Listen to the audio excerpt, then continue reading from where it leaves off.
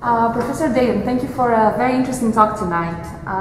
Can you talk a little bit about how the Cold War in Britain can be described as a cultural war, and what methods did the British state use specifically? Thank you, that's a really interesting question.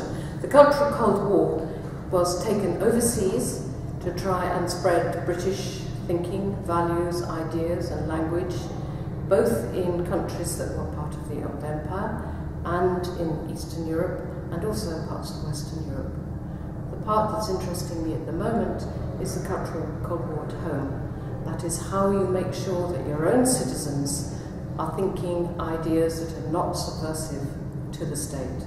So if it's writing or art or music, film, these popular areas of culture were all considered to be potentially subversive as well as potentially helpful to the state.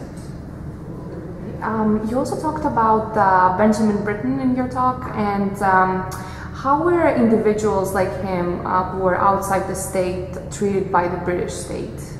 By and large, pretty well. The state was small and sometimes repressive, but there were a lot of areas of freedom.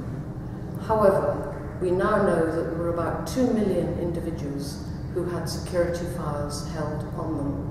So the state was keeping quite a close eye on people in trade unions, Communist Party members, artists, writers, playwrights, people like Joan Littlewood, as well as Benjamin Britten, Peter Pearce, and many, many others, both for potentially subversive activity, but also for activity that was considered outside the framework of good behaviour for citizens.